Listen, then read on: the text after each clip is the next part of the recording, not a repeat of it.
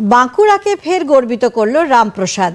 জেলারই কেঞ্জাকুড়া গ্রামের Ramprasad Dutta nature in focus photography প্রতিযোগিতায় দ্বিতীয় স্থান অধিকার করেছেন। আন্তর্জাতিক স্তরের ফটোগ্রাফি প্রতিযোগিতায় অনলাইনে সে তার তোলা ছবি পাঠায়। মূলত সারা বিশ্বের যেসব ফটোগ্রাফি সংস্থাগুলি আছে তার মধ্যে অন্যতম নেচার ইন ফোকাস ফটোগ্রাফি সংস্থা। প্রতিযোগিতাটি অনুষ্ঠিত হয় ব্যাঙ্গালোরে। ছোট থেকেই ফটো তোলা তার নেশা। রামপ্রসাদ একজন ওয়াইল্ড লাইফ ফটোগ্রাফার এবং একজন পক্ষী প্রেমী। ছবি তোলার জন্য সে ঘুরে বেড়ায় সুন্দরবন, গরুমারা, জলদাপাড়া সহ ভারতবর্ষের বিভিন্ন জঙ্গলে। এখন নেশাকেই পেশায় পরিণত করে ফেলেছেন রামপ্রসাদ।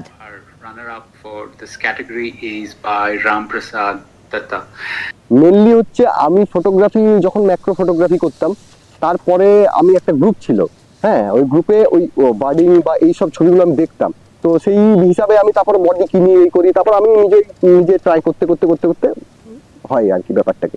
অন স্পট একটা কম্পিটিশন ছিল, ওখান থেকে আমি ফার্স্ট প্রাইজ পাই। তো ওখানে মানে সেটা আলাদাই ছিল ফার্স্ট প্রাইজে।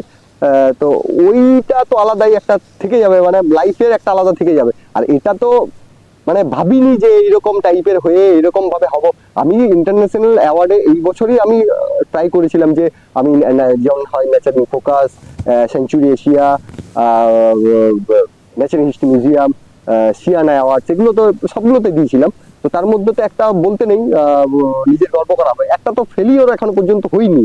যেমন নেচার ইন ফোকাসে তো রানার আপ হয়েছি, সেঞ্চুরি এশিয়াতে আমার ইন্টারন্যাশনাল অ্যাওয়ার্ড ম্যাগাজিনে পাবলিশ হয়েছে, সেটা হয়তো কিছুদিনের মধ্যেই পাবো।